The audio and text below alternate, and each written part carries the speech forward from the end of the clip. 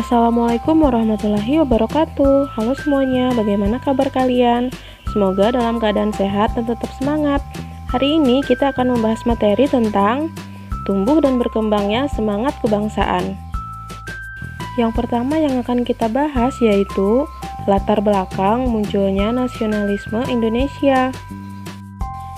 Faktor dalam negeri atau faktor internal yang melatar belakangi pergerakan nasional antara lain perluasan pendidikan, kegagalan perjuangan di berbagai daerah, rasa senasib sepenanggungan, perkembangan organisasi etnis, kedaerahan, dan keagamaan, dan berkembangnya berbagai paham baru.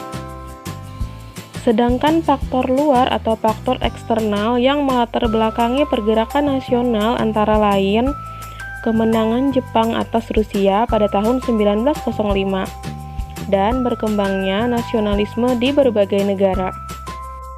Faktor internal yang pertama yaitu perluasan pendidikan. Tahun 1901, pemerintah Hindia Belanda menerapkan kebijakan politik etis.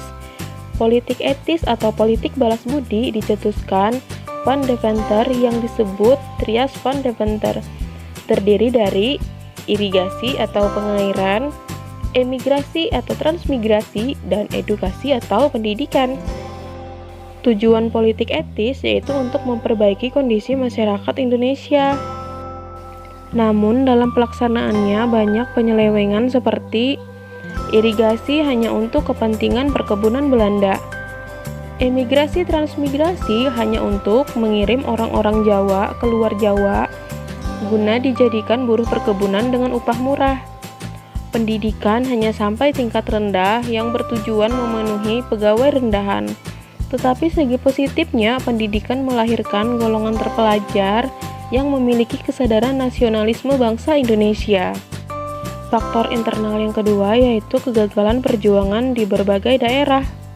Salah satu penyebab kegagalan perjuangan adalah perlawanan yang bersifat kedaerahan. Memasuki abad ke-20, corak perjuangan bangsa Indonesia berubah dari bersifat kedaerahan menuju perjuangan yang bersifat nasional.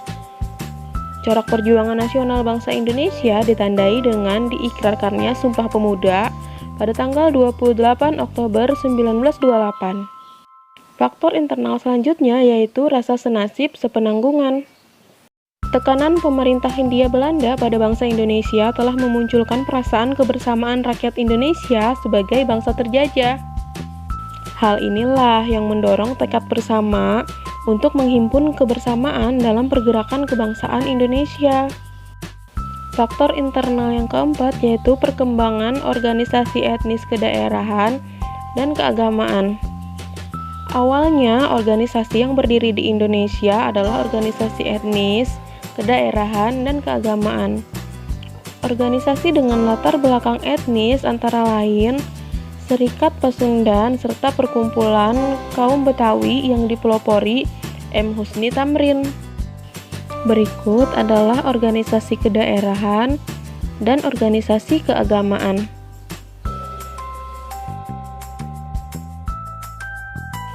Berkembangnya berbagai paham baru.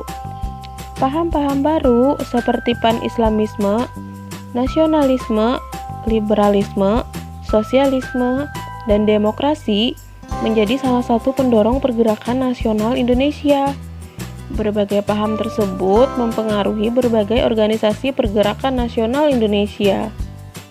Selanjutnya adalah faktor dari luar negeri atau faktor eksternal. Pada abad ke-20, negara-negara terjajah di Asia dan Afrika menunjukkan perjuangan pergerakan kebangsaan.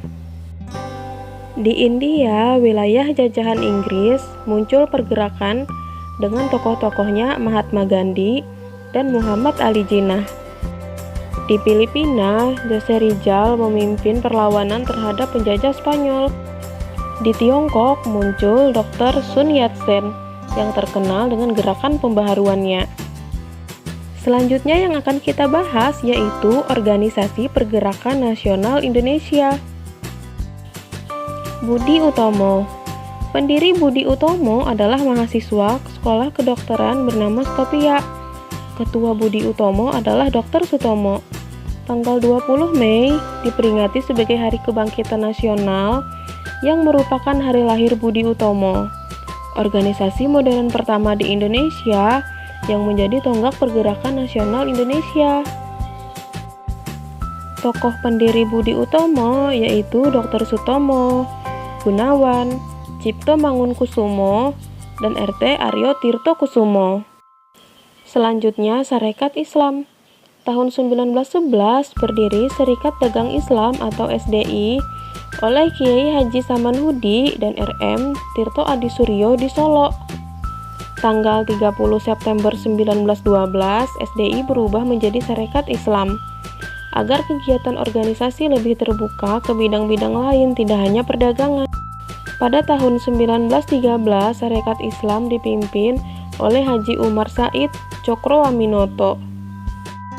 Tujuan utamanya pada awalnya adalah melindungi kepentingan pedagang pribumi dari ancaman pedagang Tiongkok. Selanjutnya, Indische Partij. Indische Partij adalah partai politik pertama di Indonesia yang berdiri tanggal 25 Desember 1912. Pendirinya yang terkenal dengan sebutan 3 serangkai yakni I.F.E. Doosdekker, R.M. Suwardi Suryaningrat, dan Dr. Cipto Mangunkusumo. Tujuannya yaitu mengembangkan semangat nasionalisme bangsa Indonesia. Keanggotaannya terbuka bagi semua golongan. Selanjutnya, Perhimpunan Indonesia. Semula bernama Indische Vereniging. Indische Vereniging didirikan oleh orang-orang Indonesia di Belanda pada tahun 1908. Pada tahun 1925 berubah menjadi Perhimpunan Indonesia.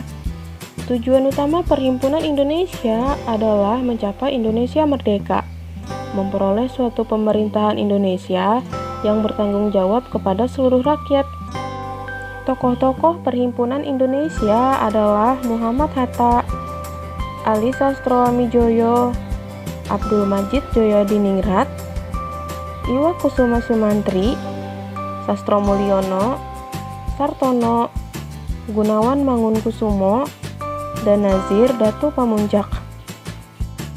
Selanjutnya, Partai Nasional Indonesia atau PNI. Partai Nasional Indonesia didirikan pada tanggal 4 Juli 1927 di Bandung, dipimpin oleh Insinyur Soekarno. Tujuan PNI adalah Indonesia merdeka. Kegiatan politik PNI dianggap mengancam pemerintah Belanda, sehingga para tokoh PNI ditangkap dan diadili tahun 1929. Pembelaan Soekarno di hadapan pengadilan diberi judul Indonesia Menggugat.